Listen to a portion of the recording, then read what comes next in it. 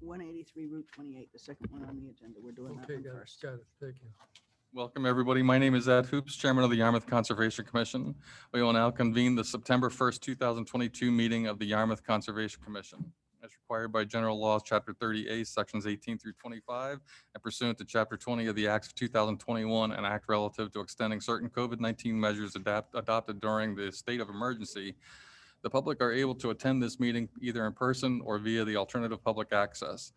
Members of the public may watch the meeting live on Channel 18 or watch and/or participate in the meeting hosted in Zoom. The meeting notice provides necessary instructions to join the meeting via Zoom. Please note that audio, video, and screen sharing functions will be disabled for all attendees. You may request to participate by using the raise hand function.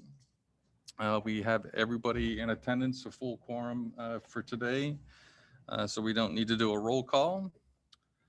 With that, I will bring the meeting to order. I'm going to take things slightly out of order. So we're going to take the second item first under notices of intent. So for Michael Edwards for the Cove at Yarmouth Associates Limited Partnership, 183 Route 28, Yarmouth, proposed coastal bank restoration and associated site improvement within land containing coastal bank and land subject to coastal storm flowage. Let the record show that I have to recuse myself, and I will turn the meeting over to Commissioner Bishop to chair. Good evening.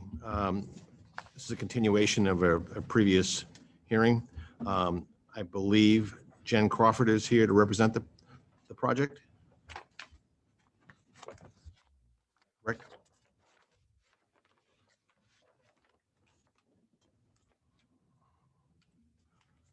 Not sure if anyone from this project, okay, with Demir? Okay. Her hands up. All right, great. Thank you. Good evening. Good evening. Can you guys hear me well? Very well, thank you. Good evening, ladies and gentlemen. For the record, my name is Demir Van Orbach from Coastal Engineering Company, representing Michael Edwards for the Cove at Yarmouth. Here with me is Jen Crawford from Crawford Land Management. So the subject property is located in 183 Route 28, right behind Mill Creek. It's a seasonal resort. And the rear of the property is located within land subject to coastal storm flowage and the coastal bank. So previously, vegetation management and land improvements were made to the area within the 100-foot buffer to the coastal bank to allow for guests to have a larger seating area. However, that was done without the approval from the Conservation Commission. And we are here to propose to restore that area to what was previously there. So the restoration limit would be 20 feet from the edge of any of the permanent structures to allow for the existing fire access lane to remain for the safety of the public. We're also proposing to add 3 dry wells to the roof drain that are currently not going into the ground. And they are causing some slight erosion right now. So I will let Jen speak right now about her restoration plan. Good evening. Can you all hear me all right? Yes, Jen, go ahead.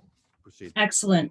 For the record, Jen Crawford here from Crawford Land Management on behalf of the client.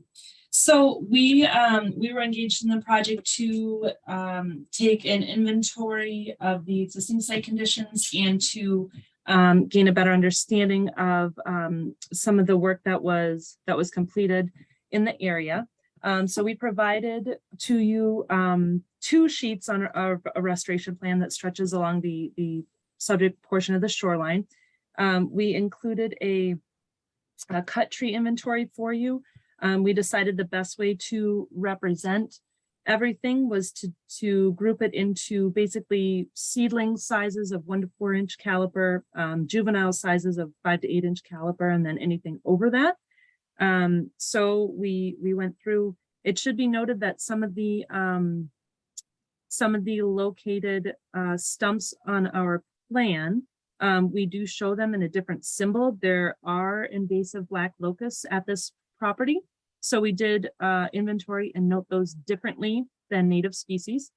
What we did, knowing that there are still certainly a good number of trees along this coastal bank, along the entire stretch that was in question, what we did was felt that felt that replacing everything with a 1-to-1 or more than 1-to-1 ratio of tree for tree was really going to result in a naturalized area that had an abundance of canopy and an underabundance, so to speak, of stratification layers.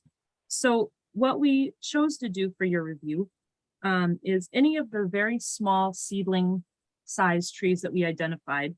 What we thought was a more sound way to restore for those smaller stature things that were cut was to restore with a 2-to-1 ratio of native shrub to small tree, seedling tree. With the ones that are a little more juvenile in nature, a little bit larger in stature, so to speak, we thought that replacing with a 1-to-1 tree ratio would be an acceptable mitigating measure for those. And for the largest species that we identified that were cut, we proposed a 1-to-1 tree ratio of a larger stature tree, a 2 to 3 inch caliber tree for replacement, as well as a 3-to-1 shrub ratio, so that at the end of this replanting strategy, not only do you regain canopy that was lost, but you also regain a solid understory layer of high value shrubs that I think will benefit migratory bird populations, as well as some of them are colonizing, like the clethra. So hopefully that will satisfy, replacement of that biomass. In addition to the cutting portion of the restoration plan, there are also some areas where with the back part of the property, the association had a very large problem with geese. And so that's one of the reasons why some of the sand that if you went on a site visit that you saw was back there. So one of the things that ended up happening, partially due to some of those roof drains not going into dry wells previously, is it contributed to moving some of that sediment down that slope and over the top of the bank. So our plans have dashed in those areas where there is some excess fill. Our plans also propose to sensitively remove any of that excess fill and restore the grades back to what was pre-existing, which should be pretty easy to identify on site, since what's on top of it is just simply sand. And then to restore everything up to the edge of that proposed fire access way, so to speak, along the backside that coastal engineering delineated. In addition to being able to restore those grades, we've proposed seeding with the native seed mix, as well as covering everything that would be within those restoration areas with erosion control blankets while that seed germinates, just to make sure that everything is buttoned up nicely. And the pictures that are being shown are absolutely some of those areas that are documented on our plan as having some of the excess sediment. So that is the general nature of the project and the proposal in front of you to clear up some of these older issues on the site. I'm happy to dive more into any of the site conditions, or answer any questions that that you might have. Thank you, Jen. Is there anyone else in your team that's going to speak? I don't believe so. Okay, very good. Thank you. Just for the record, I know that the Conservation Administrator has visited the site and met with you. I Yes. believe most of the commissioners have been out there as well. David, any questions? Not at this point yet. No, I do not. Thank you. Tom? Bill, thank you. Pat? No. No question. Any comments? No comments. Thank you. Would someone care to make a motion? I'll make a motion that we move to accept this project with special conditions. Special conditions 1 through 7, 14 through 19, 25 and 26. I do have a question on the stormwater, because it is over, is it over an acre that they're redoing here? I think so. Or is it under an acre? Because that stormwater is also a special No, I think condition. it's under, so it's, I don't think it's Sorry. All right. It's under an acre. Okay, thank you. 25 and 26 and 44 and 45, unless somebody has any other ones they'd like to add. Thank you. Someone care to second the proposal? I'll second the post. All in favor? Aye. Opposed? None heard? It's passed and accepted. Thank you. Thank you very much. Thank you. Seconded. Tom did. Thank you. Yeah.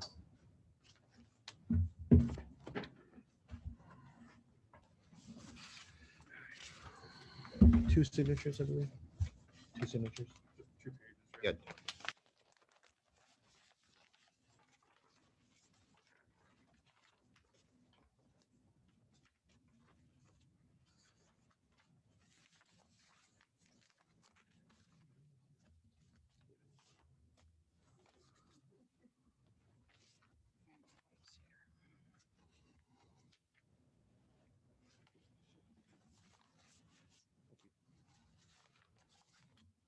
All right, next order of business is another notice of intent for SE 83-2349, Phipps Cape Cod LLC, care of Bessemer Trust, 74 White Cedar, Yarmouth.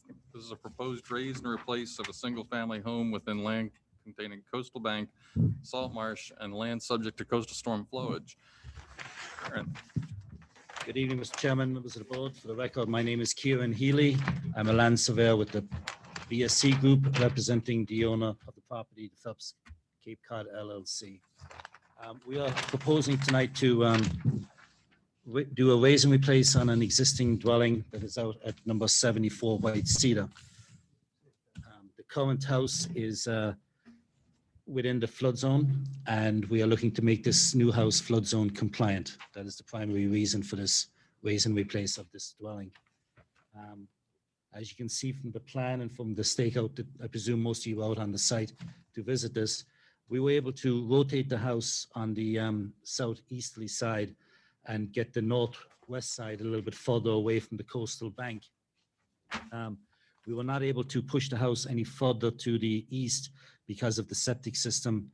We don't have any space to push the house and still conform with the septic requirements on the southerly side of the property. So we were able to hold the southerly and then rotate up on the north side to pull it back from the coastal bank. We are also making the house flood zone compliant, and we will also be removing the existing garage and replacing that structure as well. That is also in the flood zone, and that will also be flood zone compliant. We are proposing mitigation down on the southwest corner. In this particular case, rather than running a strip along the entire property line, we chose to go in one more dense area to give some, should we say, more chunkiness to it, because there's an existing roadway between the salt marsh and the property. So the roadway kind of changes things as far as the habitat goes in that area. So we felt that it would make most sense to make something a little bit more rectangular and, shall we say, wider than a typical strip that we would put along the edge. It is still the same square footage that's required. It's just that this is what we chose to do because of the existing tracks / roadway that is out there adjacent to the wetland. Other than that, it's a straightforward raise and replace of a single family dwelling. I'd be glad to answer any questions the commission may have. Okay, thank you, Kieran. Questions from the commissioner?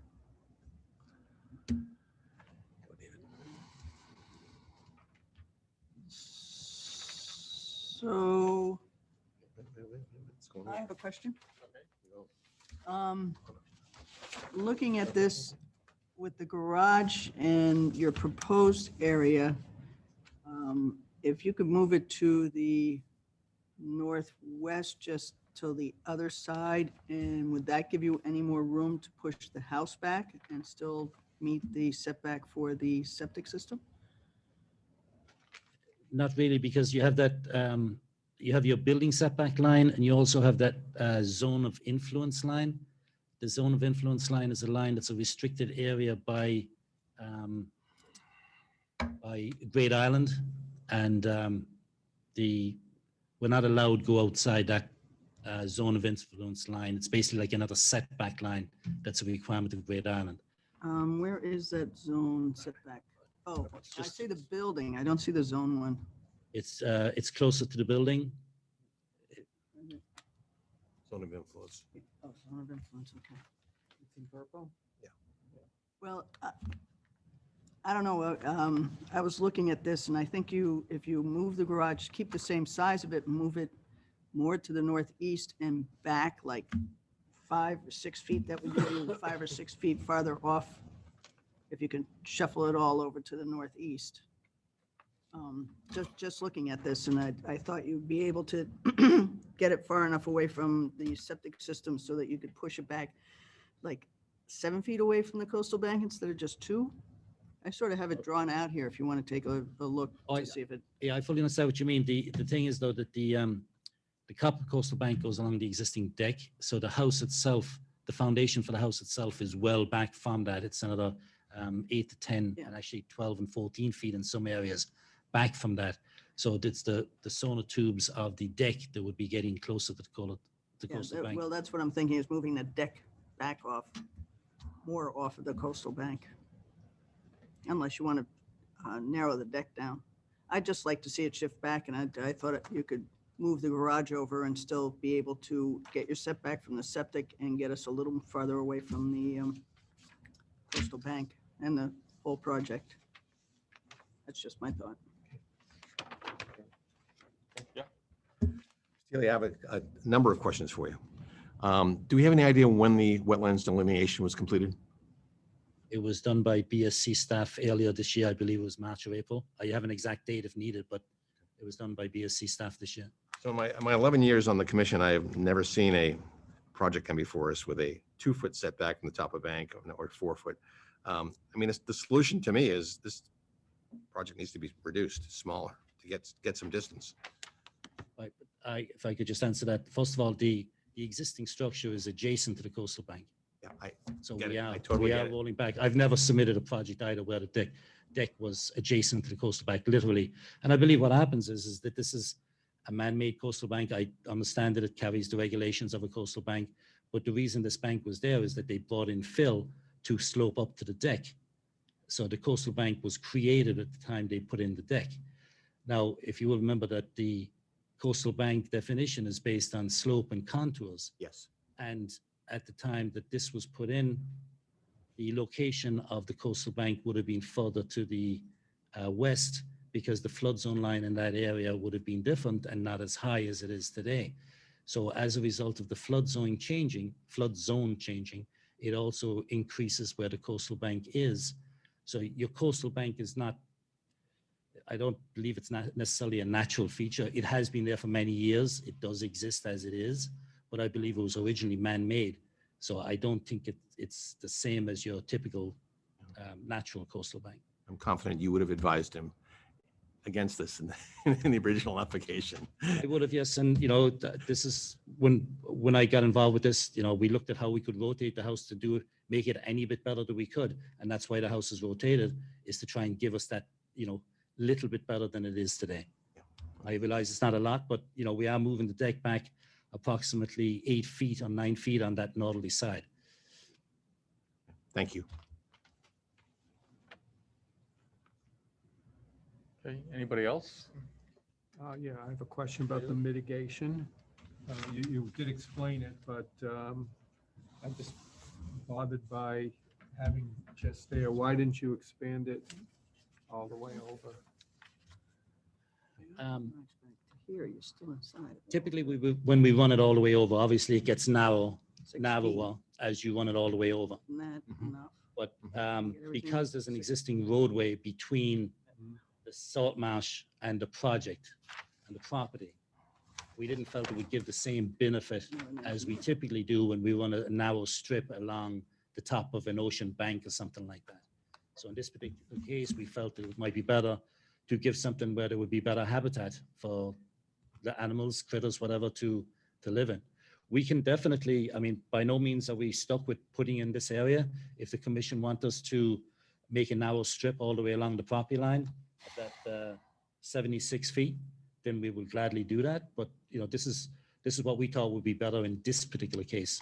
Not in all cases, but just in this case.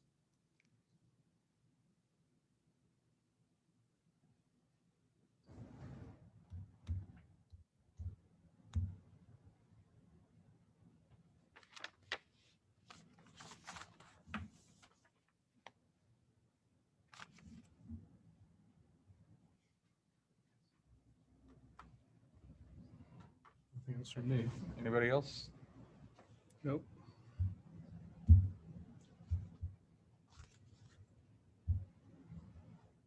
I mean, I see what you're saying about it. I just don't know if the mitigation area, like as it's proposed, is going to do anything particularly beneficial for wildlife. And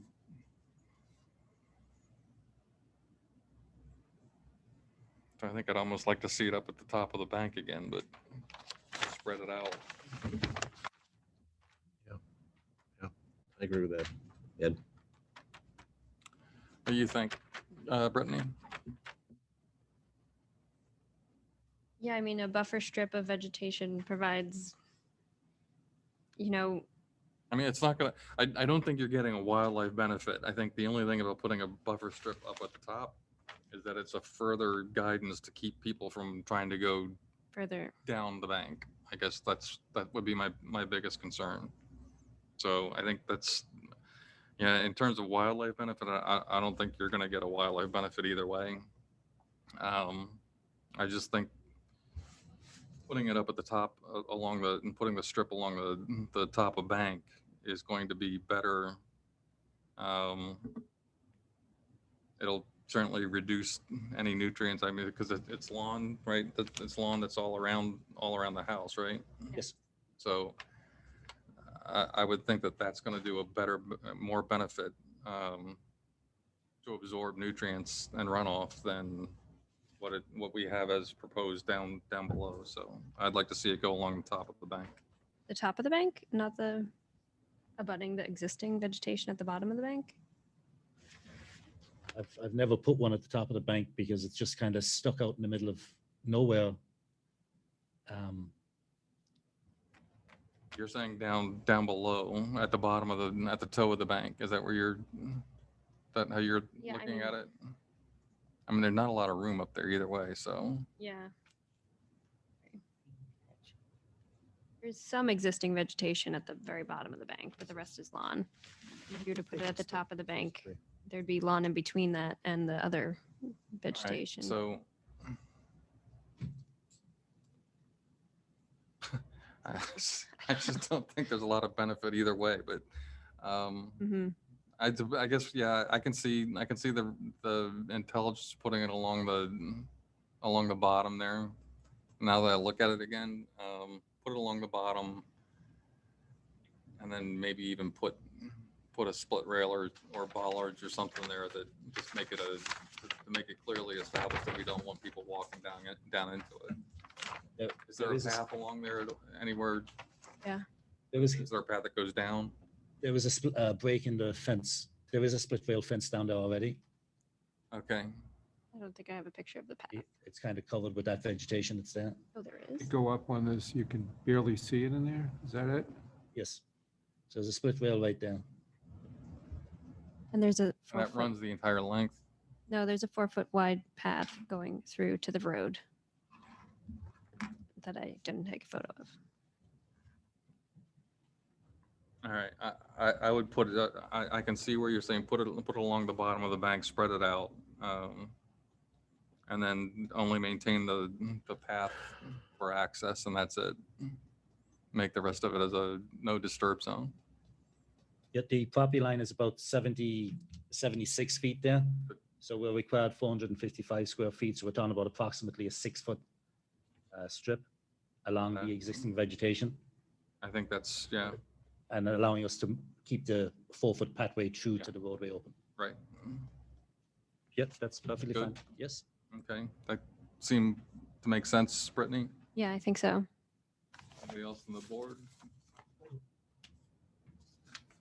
Okay, any other comments, Brittany? No. Anybody in the audience? Anybody in Zoom? If not, if there's no further discussion, would somebody like to make a motion?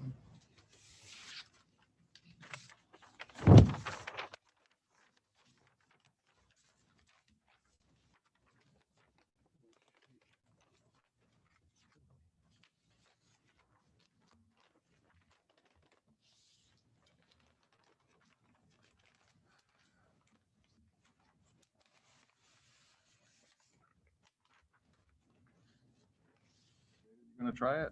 I guess I will. Okay.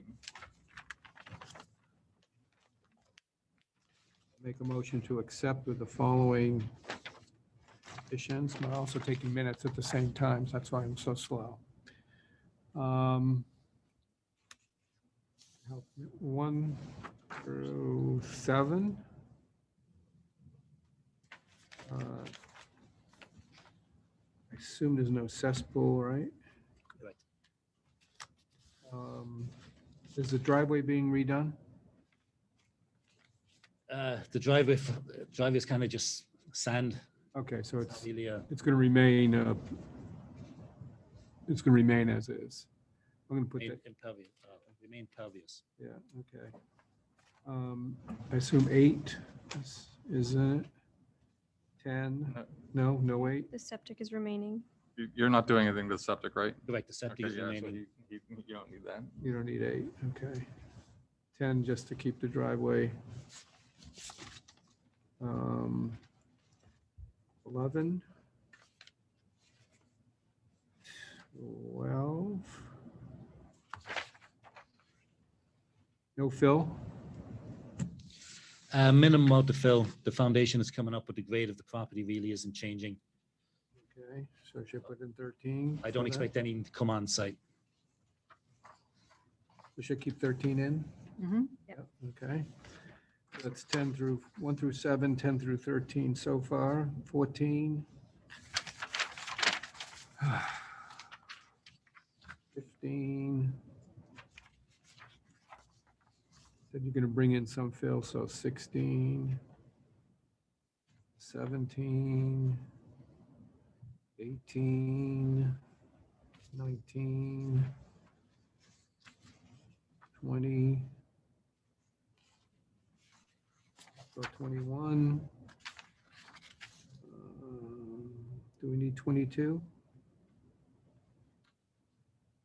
Now you can just, if you do the, you're just gonna reference the buffer strip at the bottom, at the bottom of the bank rather than typical buffer strip. And Okay, that's, okay. And so 22 will stay in, and 23, no swimming pool, coastal bank, 25. Not a riverfront. 27. 28. Just go back to No, 25. no, 25, you don't, this is an old house, right? It's an old house, Okay, yes. yeah, so you don't need 25. All right.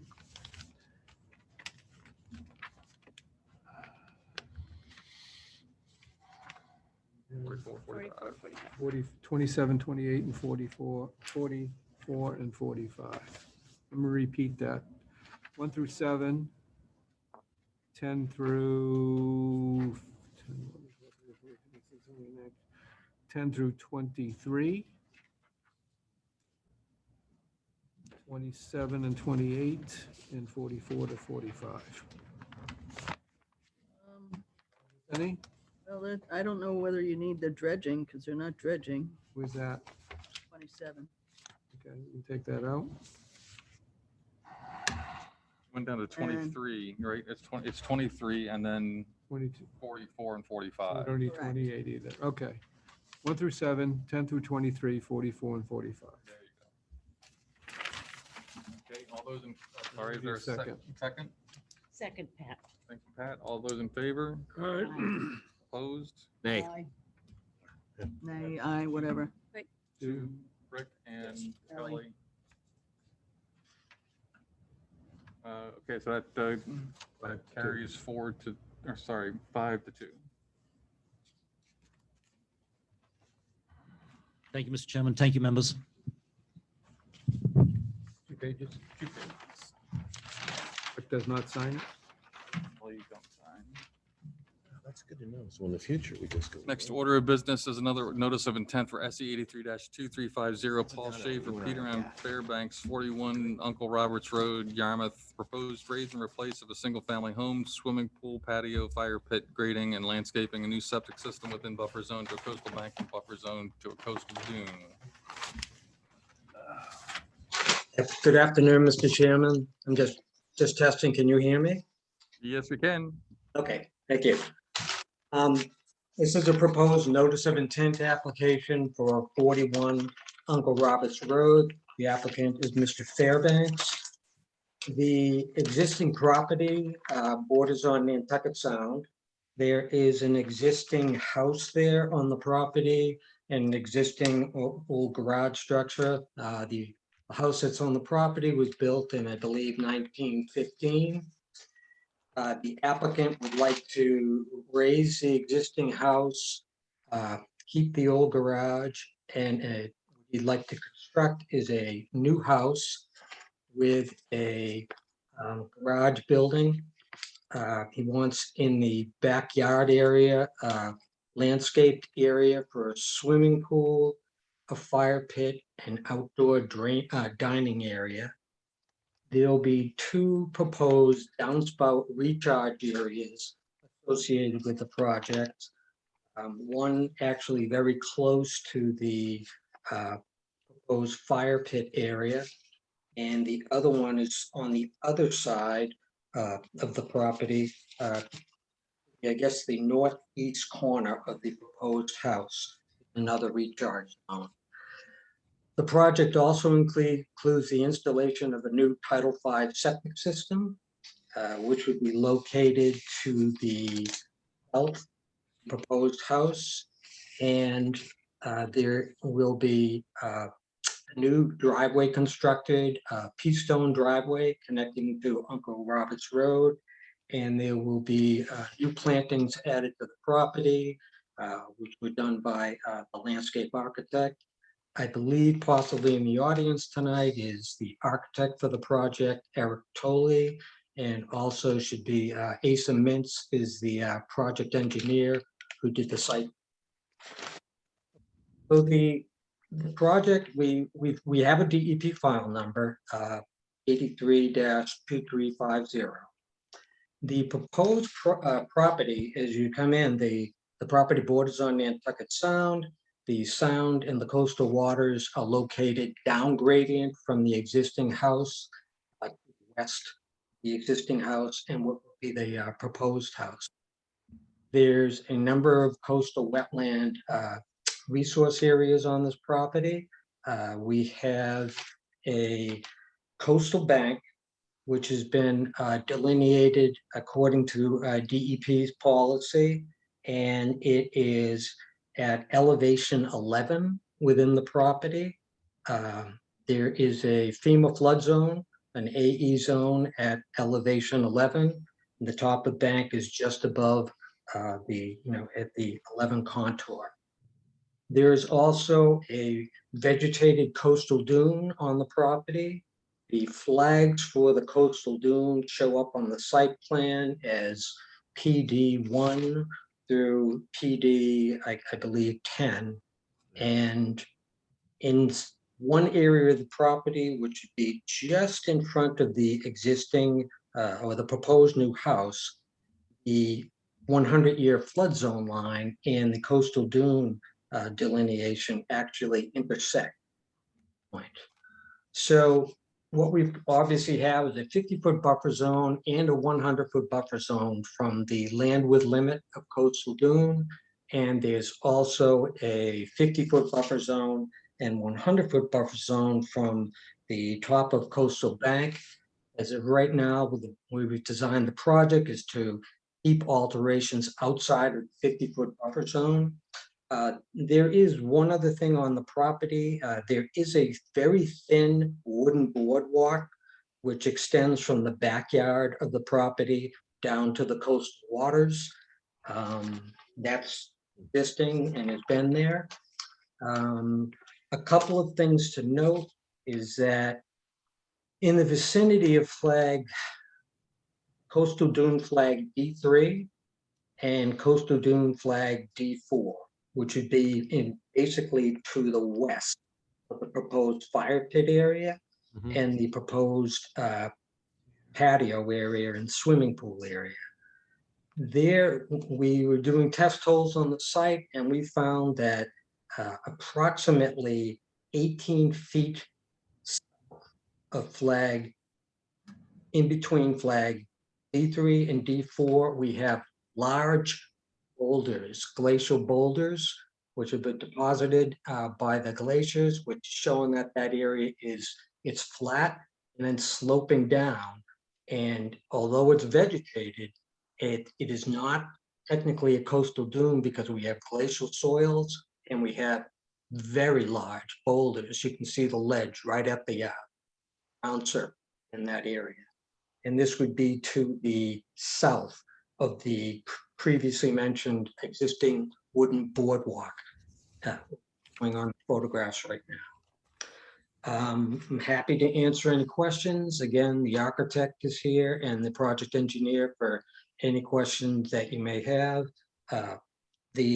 All construction is really taking place up in the elevated portion of the site. It's relatively flat area within where the existing house is and where the proposed house will be.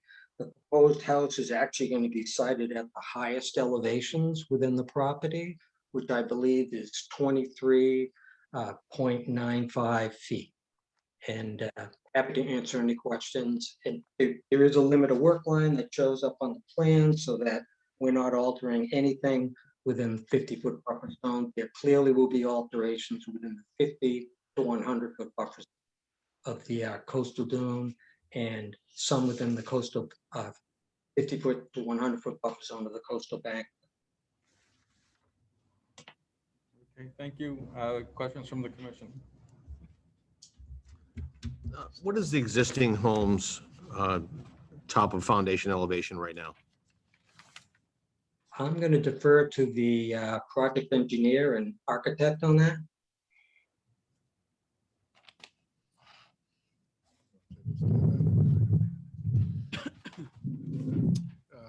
Good evening, everyone. Eric Tolley, architect for the Fairbanks. I don't have an answer to that question. I know what the proposed is, but in the absence, oh, I see Asa Mintz just popped online. Maybe he'll have an answer if he's available.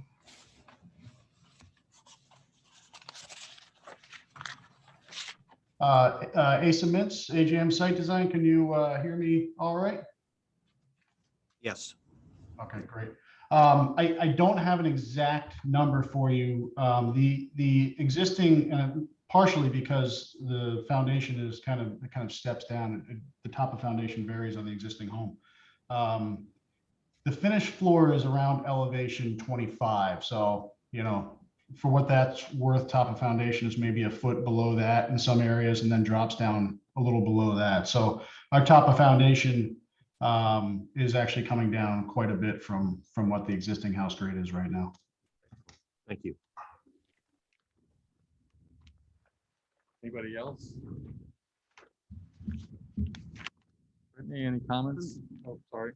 Well, this is a very, very busy plan here, and I'd like to see some comparative of what was there to what is going to be there, which is not on the plan itself. I think that would help us see it a little bit better. I'm also, you know, that hardscape area is very large considering they're moving it all more towards the water too. That's another concern that I have. Same vein. What's the existing hardscape and what's the proposed hardscape? Hi, Tom Mulcahy, Mulcahy Design Group. I'm the landscape designer for the property. So the existing house has approximately 930 square feet within the resource area. Oh, I'm sorry, that's proposed. Existing was 2,661 square feet. We've now shifted the footprint so that there's 930 proposed square feet. So we're reducing the square feet of the building significantly within the resource area. Hardscape, there's existing 271 square feet. We are increasing that. The proposed hardscape, predominantly the pool area, is 1,685. So overall, we're reducing the hardscape coverage by 317 within the resource area combined.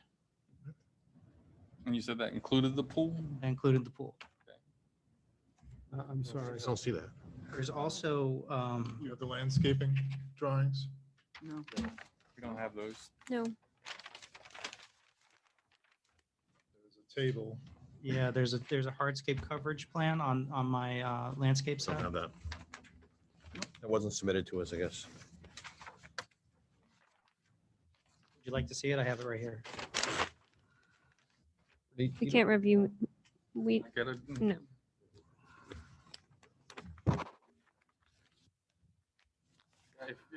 If you have copies, please, Yeah. please bring them forward. I have a full set right here.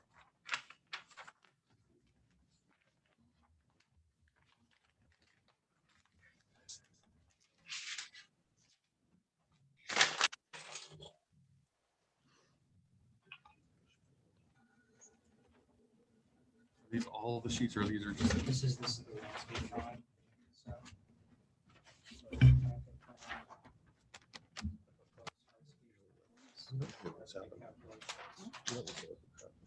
It's 30 feet closer. So Greenhouse. So while you're looking at, Chairman, The relevant sheet is L 3.0, I think. That's the one that has the tables that we were just talking about on it. I think it's the third sheet in. Itself is 25 feet closer to the resource area than the existing. Which shows everything.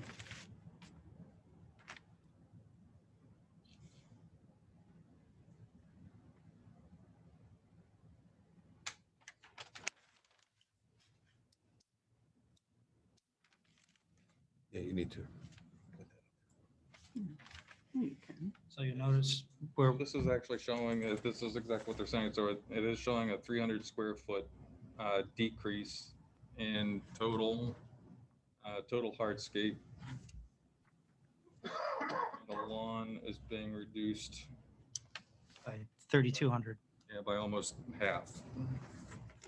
I'm gonna hand that one down so people can take a look at that. Anybody else have any other comments or questions while we're well, I do. passing that but down? the, If you want to take a look at that first, I'll go to Brittany and see if she has any comments and then come back to the commission. Move this down. You already Right, know. well, I was looking at while you were looking at it. Go ahead. So I have two concerns. One is the, how large the driveway circle is. It seems to be much larger than the existing circle. Would that be fair? The proposed one that's outside the 100 foot? Yeah. Correct. Yes, larger. Okay. And my second, the walkway going down, you're building a new part of that walkway? The intent is just to take a portion and shift it so it aligns with our hardscaping. If you look at the landscaping plan from the point of the, Okay, this is all new. This is a very you see misleading. where the plan. old one is shaded in, and we've just realigned Oh, there is no hardscape. maybe the I last see it. 20 or 30 feet to align with our I think there is no hardscaping. hardscape. So no, we won't be replacing it, but we would like to realign the last 20 or 30 feet, Towards the outdoor dining area. correct? Is there a way to raise that off the ground? As part of this request tonight? So, No. Maybe at some point. Yeah. The resource area. is We have to make it line up with the rest that's there. So I suspect that at some point in the future, the owners may come back to you and ask to build a new walkway. And at that time, perhaps if there's discussion about, I understand that the board likes those things elevated so that vegetation can grow underneath, but that's certainly a discussion we could have at that point. But raising it is not in this plan at this time. Still like to see it raised, that part anyway. I don't know how other people feel, but it would add to the ability to, something to grow underneath. That's all I have right now. Okay. Anybody else? All right, go ahead. Well, the house itself is like 25 feet closer, and if they push it back to the original house line, they can move a lot of this hardscape out of that area, is my feeling on it. That's just my thought. You can move it back to the original line of the house that's there now, and a lot of that hardscape will be outside of the resource area. Currently, everything as proposed is outside of the 50-foot. Yes, you are correct that we could get it even further away by moving the house, by moving everything to the east. But we thought we were being diligent in keeping everything, including hardscape, outside of the 50-foot setback from both it's the top of coastal dune that is the most restrictive. And we did shift 1,731 square feet of existing building coverage outside of the resource area. Not out of the 100 though, yeah.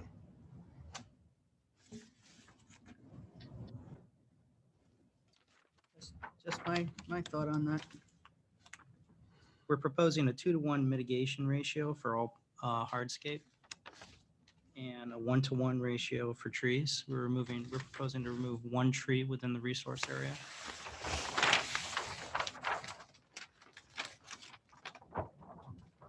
Yeah, so in the future, we typically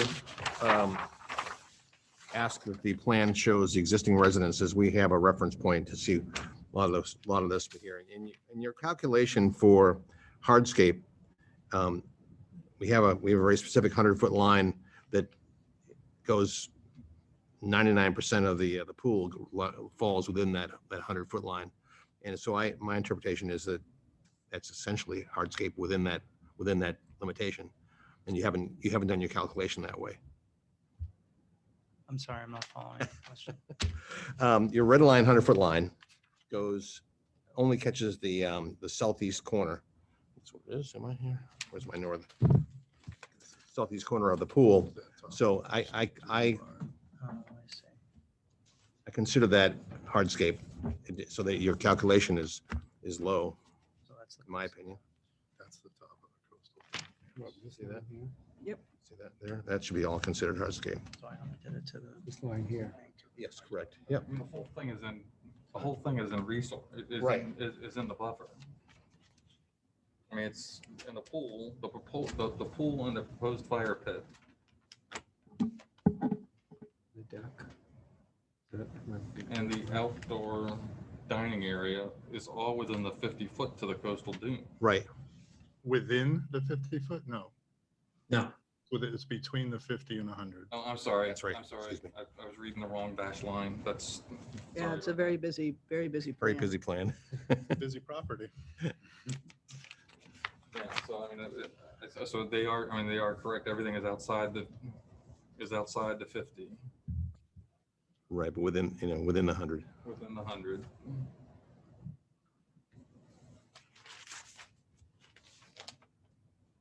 Did you say you only have 1 tree to be removed? Within the 50 to 100 foot buffer. 1 tree? There are several trees flagged in the field. Are those not your flags? Those were placed by the engineers. I'm not sure that we were required by the homeowners association out there to flag all trees greater than 4 inches in caliper that were scheduled to be removed.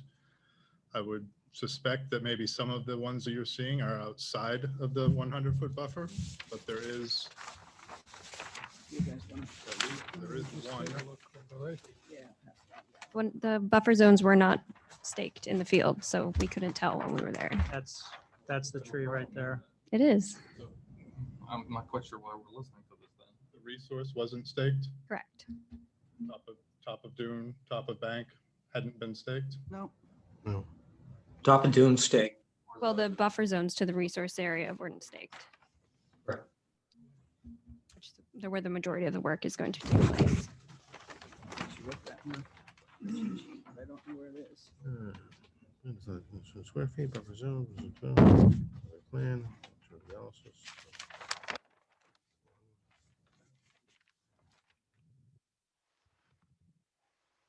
I don't know if Paul Shea is still on. Maybe he can address this, the flagging and the staking question. Yeah, I believe the surveyor, my flagging was for the top of Dune, which was done. And the engineer, Asa Mintz, did the top of Coastal Bank based upon DEP policy. And Asa and I were both on site yesterday. And I know that we have some staking out there in terms of limits of work and so forth, but you're right, this is a busy plan and it's quite possible you're gonna need a little bit more. I do have one question, maybe for the commission, and from what I'm hearing is that the proposed amenity area with the fire pit and the outdoor dining area and so forth, it's showing up on the plan as being a hardscape area. If that would change more to be, including pervious areas, would that, be more acceptable to the commission as opposed to a hardscape?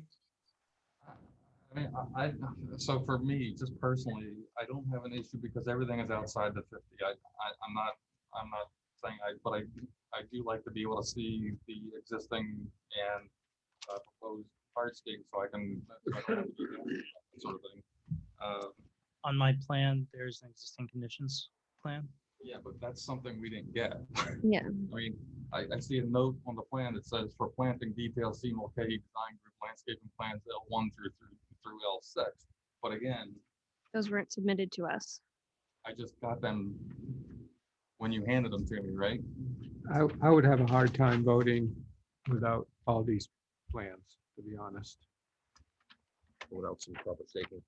right, and without the proper staking.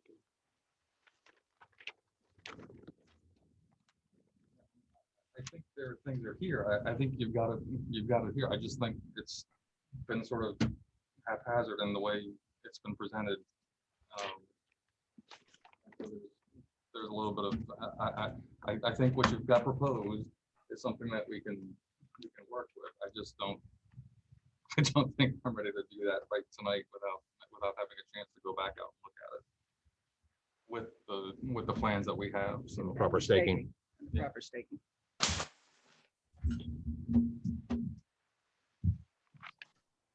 I mean, can you provide a couple more copies of the hard copies of the plan? At least I'd like to see the full set. So if you can give copies for the commissioners and get the buffer zones staked properly. So maybe we talk about continuing this to the next meeting. And what's the date for that? That's the 15th. 15th of September. We don't need any more revised plans. We just need to have everything. Although it would be instructive if we were able to have the existing structure shown on the plan. Here. It's also shown on the, That's what the light line is. The that light line is, I green just line. probably didn't have my glasses on. Okay. Thank you, I'm sorry. Yeah, so I think we're good. I don't think we need any revised plans. I think we just need. Very faint. It took us a while to figure out where it was. You see it?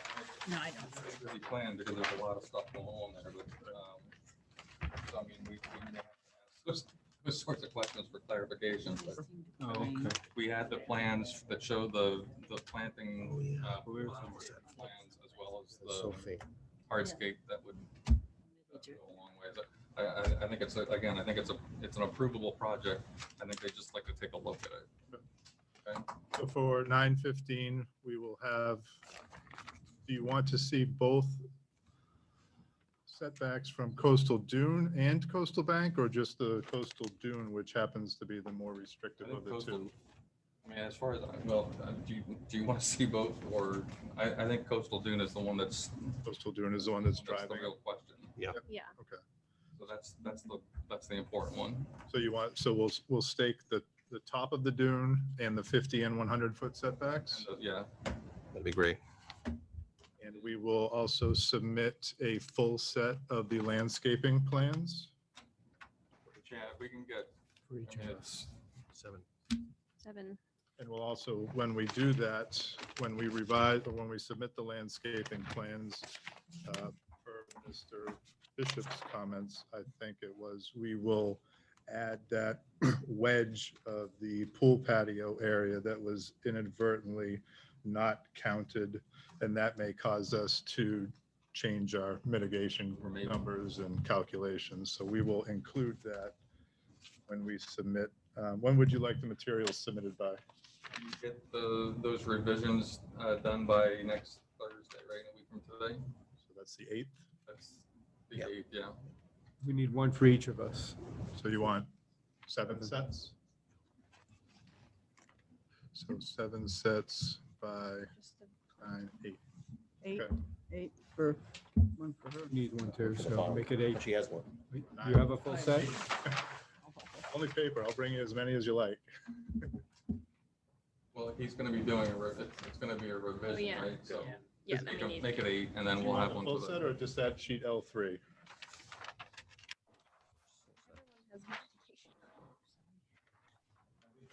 Certainly, I'd do 1 full set for the file. And then Single sheet. I would do Then a just- single sheet. You could just do 1 full set for the file, And 7 single and sheets. then 7 of L3. I think that will cover everything we're looking for, right? That'll give Yeah. us the existing, I the think so. Is proposed. there an alternative? Anything else as you look at the plan that you would like us Alternative, to include look in the at revised alternatives. drawings or be prepared to address on the 15th? Excuse me, will the stone wall continue you have the Do stone they need wall this will one here? remain past the 50-foot buffer? We had thought it best to leave it there. It's kind of a nice old wall. Um, I'm sorry, what, I didn't hear The what you stone said. wall. Stone wall of the buffer. It's more disturbance. Brittany, do you want an alternative analysis Integral on to your- some of this? That's right there. Because they never gave us an alternative And, yeah, analysis. so we're removing it Yeah. once.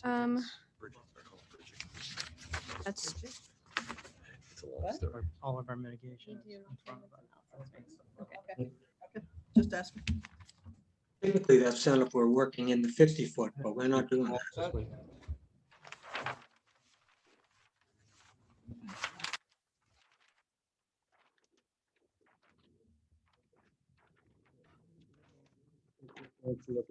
No, okay. Anything we can do to simplify the plans, make them easier to read? just need to review it. Been asked at this point. If you could make the line of the existing house just a little darker. Okay. So I don't have to Use your use magnifying my glass. old. Maybe we could provide an overlay on a separate sheet showing the existing and the proposed. Had some better glasses for everybody. I take 20 years off my life. Can you do that? I've been wearing glasses for 3 years and I'm still confused as to when to take them off and put them on and they fall off. We have to vote this. All right, yeah, so, can we do a motion to continue to September 15th? So moved. Second, all those in favor? Aye. Thanks, Eric. Thank you very much. Thanks, guys. Thank you. Thank you.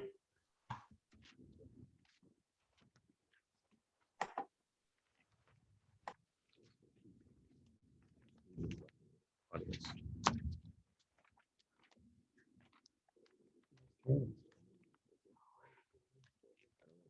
Maybe that's what it is. Nothing to say. Nothing to sign.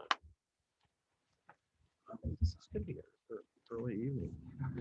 Stormwater medical permit application. single-family dwelling with a 9-bedroom dwelling, swimming pool, septic system, driveway, planting, mitigation within roof front area, land, coastal storm flowage and buffer zone to coastal bank. Good evening, Chairman Hoops, members of the commission. My name is Dan Ojala. I'm a land surveyor and civil engineer with Downkeep Engineering in Yarmouthport. Many of you will remember this site. I just wanted to hold up the approved site plan. To remind folks, we've got a lot of green area on this site. It's a big site, but it's almost all pervious. We're a single family home. The ordinance, once you go over an acre, really didn't differentiate between residential and commercial. Commercial sites, you typically have a parking lot. You'd have a lot more impervious surface than just a roof. And so there's a little more stringent standards for that. But again, we were able to meet them on the site. The good news is we've got nice pervious soils. We're looking at a nice level site with some natural depressions in it, which allows us to fully infiltrate even a 100-year storm on this property. And one of the things to remember about a 100-year storm is it's often a hurricane type event, which would probably flood some of the lower areas with salt water. So being able to infiltrate the fresh water is a bit academic at that point. But nonetheless, we've gone through, as Brittany has up on the screen there, you've got existing and proposed. This is existing. We've got a home up here, which is draining onto this site into a low spot here. There's a mounted septic system, which tends to shed a little bit each way, but the water ends up in there. And then interestingly, there's no outlet to the site. It's all lower than the street, down around elevation 5. The site, which can contain quite a bit of water before there would be any infiltration. And of course, we're blessed with some of the sandiest soils really in the United States. Here on Cape Cod, the glacial outwash allows a tremendous amount of infiltration to happen. And so you can see here, even on the proposed, we're retaining that whole big lower area of the site. You can see it goes up from 5 to 6, 7, 8 off the site. 6. Bob Childs, who I was speaking to earlier today and is in support of the project. Longtime resident, is here to the south. Again, very level across there. We're introducing a retaining wall and swaling it away from his property onto lower areas of the site and introducing a nice big rain garden in the northeast corner. So in all my training in LID and so forth, the best thing to handle pollutants, especially nitrogen, phosphorus, is to run them into grassland retention areas and vegetated swales. And in that manner, you let that the root uptake absorb those chemicals and use them, turn them into plant matter, and take them out of the stormwater stream. So that's what we've done on this site, except for some roof dry wells, which are allowed for clean roof runoff. You can infiltrate those directly. Everything else is swaled into natural low areas on the property and created low drainage swales. So we went through, there was an initial filing. We went through some supplemental information, which I attached. You probably had a chance to read it. I know the engineering department went over it. We did quite a bit of HydroCAD analysis just to show how well these swales worked and where the stormwater was running to and from. Again, those highly pervious soils do allow even 100-year, both existing and proposed, to be contained on site. And this wouldn't be every site, but we have just a big natural bowls on this site, which do allow that, in fact, to happen. Again, phosphorus uptake is most efficient by that low impact design, the vegetated cover. So we've utilized those low impact design stormwater solutions, rain gardens, grassland swales, which are excellent at removing TSS, nitrogen, phosphorus from the stormwater flows. We've done some typical cross sections. They asked for additional, and we did submit a couple of additional cross sectional swales. The grading plan is quite detailed in plan view, but the cross sections were listed in the checklist, so we did submit those as well. So you can see by the calculations that we're in very good shape on this one. It's a big site. It's a fairly good size home and pool, but there's just massive green areas around it. We've got that big buffer that we negotiated out front, the wildflower meadows. and a rain garden, which will soak up the water prior to it going near the river. And again, there's a lip and a cast a bulkhead, a licensed bulkhead against Bass River, which is a kind of a backstop for infiltration anyway. But again, with the low points we're introducing and the grassline swales, we think it's a very good design. And I would be glad to answer any questions if you do have them on the project. Again, it's just a single family home. There's 2 homes there now, tearing one down, replacing it with one that's slightly bigger than perhaps the 2 combined. But again, it's a nice big site, and I don't anticipate any problems with this one, but I'd be glad to answer any questions if you do have them. Thank you. Okay, Dan, thank you. So, I mean, this has undergone the review for town engineer. Amanda's reviewed it and has checked that off. She's certifying that it meets the minimum standards for a stormwater plan. My only comment, you referred to the rain garden, and I think I see where you're putting it in the northeast corner there, down by the river, but it's not called out as the rain garden. If there's nothing on the plan that says it's a rain garden that I can see, unless I'm missing something. Yeah, I think it's generally, so we're speaking about the storm, the drainage area plans or the final plans? Yeah, it's, In the proposed drainage area. so we could certainly add a note to the plan. It is shown as the low point graphically, but yeah, it may not be specifically called out, but it's all planted in a low bowl, which is basically the definition there. But Because my only concern is that we don't, 'cause as you know, on the other plan that we did for when you were going through the house and the switching from the 1 or the 2 to the 1, that plan doesn't have it marked on that plan as well. So we just need something that's going to say, here's the rain garden, this is where it's going. So when it comes time for the COC, we don't have to rely on Brittany's memory as to where it goes. So yeah, the Yeah, is it the red arrow that's Yeah, you got the pointing red towards it? arrow. So what you have to do is go to the second sheet. That's where it's hiding. It says proposed Bayberry and Winterberry in retention area. So that's the call out there on page 2. And so it's got some shrubs that are water tolerant in it. Yeah, that would be the call out there. Near the 7 contours where it's written. Very top of the sheet, if you zoom in, there's a call out to the low point. Oh, I gotcha. What does it say? So it says proposed Bayberry and Winterberry in retention area. So just to call that out as the, infiltration area, and it's hatched a little bit differently. If you want me to put another Well, if you could note just do on a there. note, yeah, just do a note on this, then I think that's all we would need. Okay. I mean, are you good with that, Brittany? If they put the note on? Yeah, that's fine. Are Bayberry and Winterberry the only things going into the rain garden there? So what we would do there is do a soil admixture. Yeah, I would hopefully that those would infill naturally together. And that's what we're proposing. It would be a hardwood mulch in between them, and then they'd infill gradually between them. With a seed mix or just? Would certainly be happy to do that.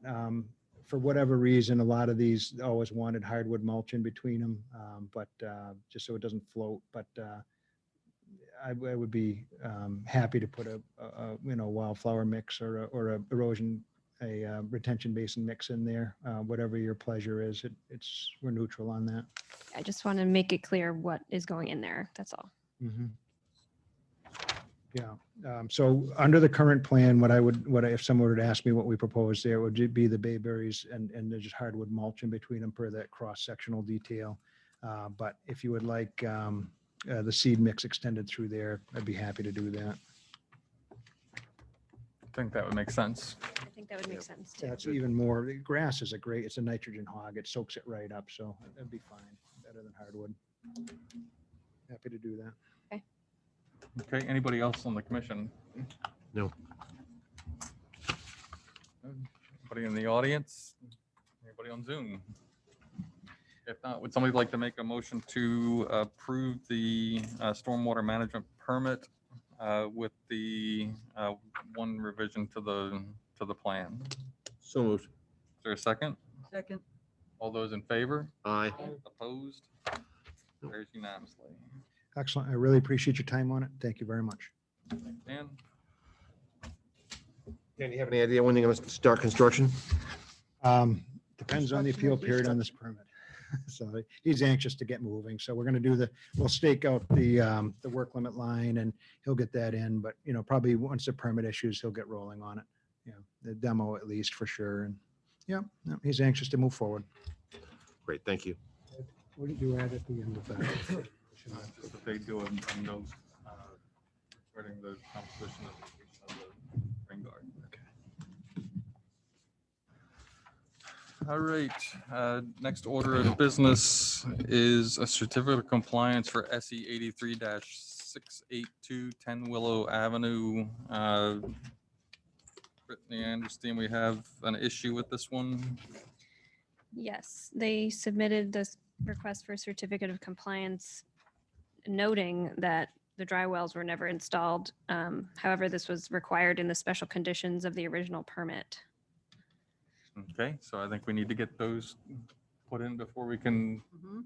right? Yeah. So do I have, unless there's any further, are you here for this one? I am here for this one, yes. Okay, do you want to say anything? I was waiting for Sorry. the seat to empty. Yeah, so I was out there during the rainstorm, and even though the dry wells are not in place, there's no evidence of ponding. We submitted some photographs or any erosion at the bottom of Sorry. the. You can see right there. There's nothing washing away. I fully understand the commission's requirement. I fully understand that it was put in the initial order, and that's why we specifically called it out in our letter that everything else was complete with the exception of these items. So it's just, yes, they were required 100%, but it's just one of these cases where the current situation, which has been the same for the last 30 years since the house was built, is not creating any ponding or overflow situation. So that's why we requested the COC in the What do we have for contour? Does it slope off from there? It's incredibly flat. It's pretty flat. It's all flat. Okay. Yeah. Well, So that's all.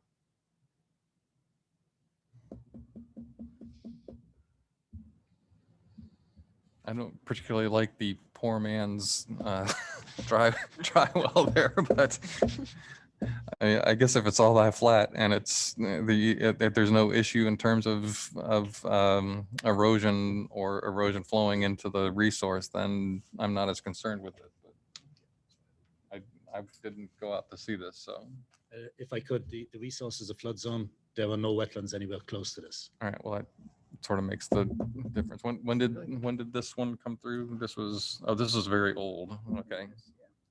So, yeah, we were back in those days, they thought there was something going on with flood zone and that we were going to do some sort of special conditions with it. So with that, I'm not as concerned about it then. So unless there's somebody else, anybody have any thoughts contrary? I just have a couple questions just for clarification. So this was approved with the condition that dry wells be put in. Now, when did that happen? I didn't hear it. Let's see, it The original. would have been back in 80 something, I believe. 86. 1986. 1986. So And okay, so just help me to understand. So why weren't they put in? I don't know why they were not put in. I do know that the situation out there is not affected by the fact that they're not in. That's all I can speak to. So maybe it was an error to include them in the conditions in 1986?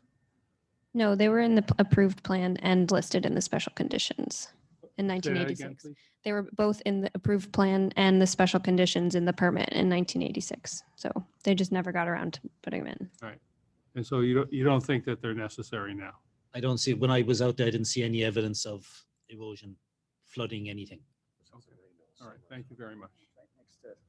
yeah, I mean, I think they could have just added this as, there's a lot of times when they were doing these sorts of things, they had their own set of conditions that they were constantly just putting in, and it could have just been, Knowing how we struggle sometimes with conditions, I can understand how it might happen.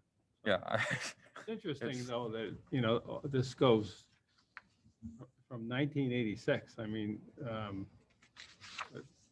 over 30 years, and we're looking for the certificate of compliance now. That'll be a new project. Well, what happened was that a sale was going through and the current attorney found it. Oh, yeah. Oh. Previous attorneys may have missed it. Yeah, of course, that happened. And there's Willow Ave and Willow Street, and Yeah. the fact that this is right on the town line Lane. has caused, actually, on our research, we had some difficulty pinning some of the items down. Of course, okay. Thank you. Okay, so unless we have any other concerns, I would say we should go ahead and issue. Would somebody like to make a motion to issue the COC for SE 83-682, 10 Willow Avenue? So moved. Is there a second? All those in favor? Aye. Aye. Opposed?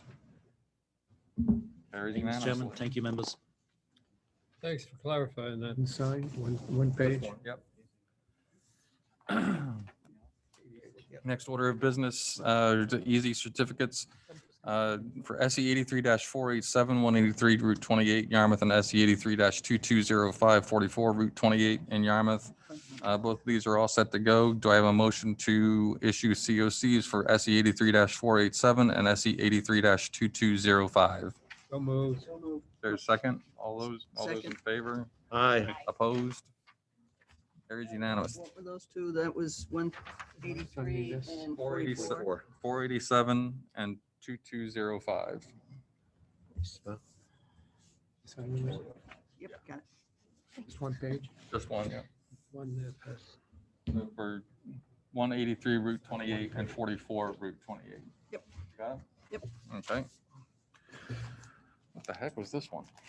And who first did and who seconded? That's going to be the, Thank you again, Mr. Chairman. Thank you, members. Thank you. Thank you, Karen.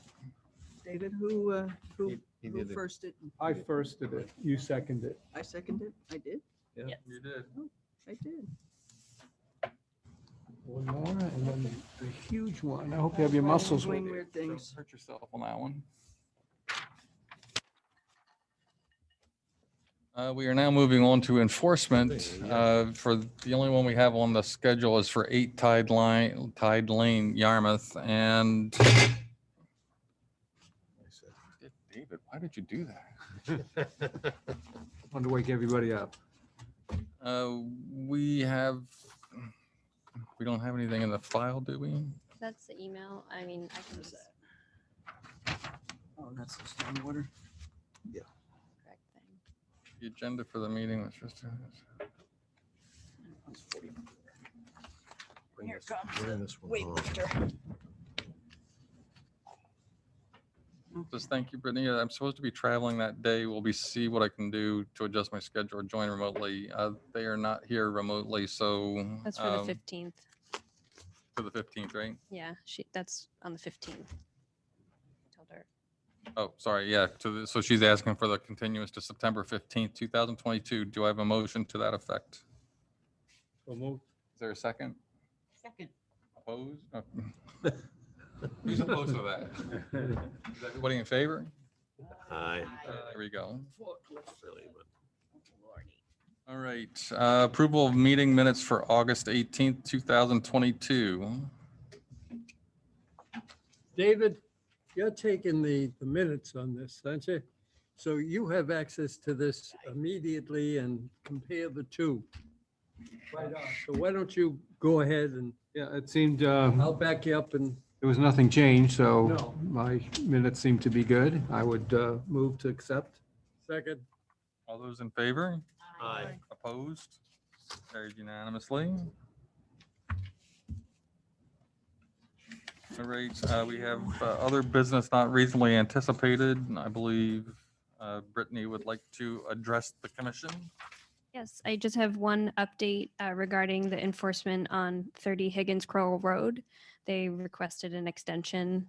Their original restoration plans were due September 1st, and they requested an extension to September 30th, and I granted the extension. So they will be submitting the plans later in the month.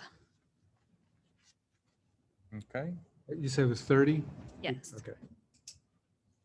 All And you right. extended it to September 30th? Thank you. I'm very slow. It's a No slow worries. pen.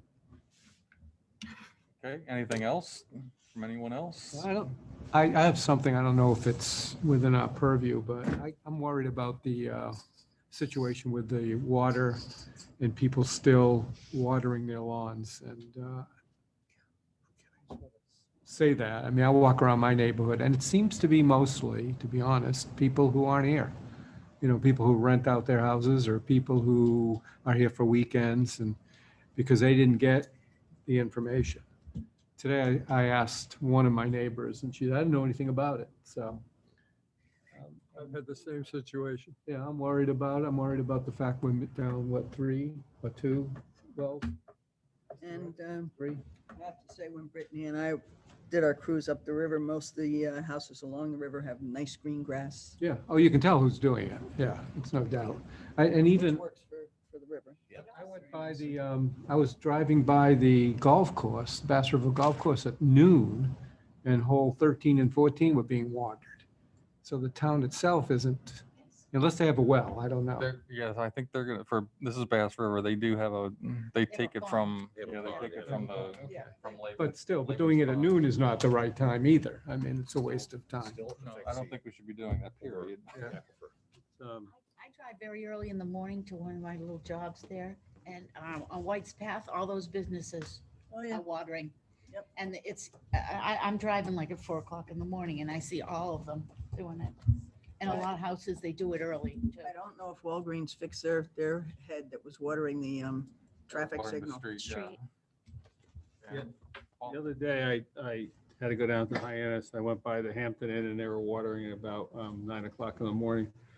And I had a call into the water department. I was just kind of curious about, you know, if they were monitoring these kinds of situations or what they could do. And I don't remember the name of the person I talked to, but she was very, very nice. And she knows as well as we do that there are people who are watering, and all the water company can do right now, she told me, is go put a sign on their door, Little thing on the doorknob, yeah. And maybe you know this, but the selectmen have to get together at a meeting and decide if these folks could be fined. I know I saw something on the news in California, they fine folks $300 for water in their lawn. So that would probably get somebody's attention. And I do agree that some people maybe aren't aware, they haven't shut off their irrigation systems, et cetera. So again, the water department can't do too much about it. And if they have a private well, they could still water. It comes from the same aquifer. That doesn't make sense to me. That's the thing. But yeah, it is kind of interesting. And one other comment, as far, I don't know about the south side here, but on the north side, you go by the fire department, there's a great big sign, you know, one of those illuminated signs that says no watering. So I don't know how people don't know. It's ironic. The one on Higgins Carl Road by the police station says don't text and drive. Yeah. And I'm saying, why don't they just change that? Yeah. I just want to make one correction. The way I understand it is that the selectmen are going to hopefully put a new bylaw in our fall, November town meeting in which they can warn, fine, and then even turn off the water. So they're going to pass it on to everybody else. Well, it has to be a bylaw change. So in the fall town meeting, that's what I was told. Water to drink by that time. I have a big sign in front of the fire station on Buck Island, but, you know, people driving down Buck Island are the locals. They should have something on Route 28. Yeah. for the people Well, who travel the out. sign that's right out here in front of the town hall They could say that too. doesn't have anything, right? You know, I mean, it's had other things on it, but not the water ban. So I think that they could put that in. I mean, again, it's not, none of this is actually in our purview, but I mean, I agree with everything. I think it's, unfortunately, I don't think we on Cape Cod really value our water. We, you know, I mean, if we were paying for for water what MWRA people have to pay, yeah, maybe that would make people think a little bit different. Not that I want to pay for what the MWRA pays, but it's, you know, we value it. I mean, how much do you pay for a year's worth of water? $300? Wait till they turn on their faucet, nothing comes out. Yeah, I mean, Oh, I've had that all summer. Is it, so would it be worthwhile for the Conservation Commission to send some sort of a letter to the, or communication to the selectmen saying, you know, as conservation people, you know, we're kind of concerned about this. You say it's not within our purview. I'm sure you're right. But it is an I issue. disagree. It is within a purview. Really? At least I feel it is. Is it written anywhere that it's not? I've not Is seen it it. tradition that it's not? I mean, don't the interest of the act deal with groundwater, public and private groundwater, but that's with any alterations too. It's not the regulated, we don't regulate the use of the water source. That's why I'm saying it's not in our purview. All right, you're specifically stating what is not in our purview. What I'm saying is, in the general sense, the conservation of water is directly in our purview. But without a doubt, I mean, it's of interest to everybody. Yeah. To any board really, but we don't have a regulatory authority over it. Sure. Thank you. Yeah. I will say I volunteered to go around and put those things on people's doorknobs, but I haven't heard back from her yet. She was I was gonna check. wondering. Because she said, I said I was going to do it to the water department. I said, well, seems to me they have other business to do. I walk around my neighborhood every day. So, but I haven't heard back from them yet. I'll follow up with her next week. I found it, and I got an email back also after a while, you know, and it seemed reasonable what they're doing what they can do. And she did mention about putting the thing that I wondered if I wanted to go around and make friends by putting those on the door. But, it is, you know, as you see your lawn shrivel up, and dry out, it is kind of annoying to see people just flagrantly. Lawn comes back. No, I know. That's the thing. Plant crabgrass, it turns green no matter what. The crabgrass loves this weather. Yeah. You have a Cape Cod line, crabgrass on sand. Yeah. Right. Cape Cod yard. I've been hearing a lot about Cape Cod lawns, and I guess we're starting to see a lot of them. Mhm. That was my thing. Thank you. Anything else? Would somebody like to make a motion to adjourn? So moved. Is there a second? Seconded. All those in favor? Aye. Opposed? Carried unanimously. We are adjourned at 6:27.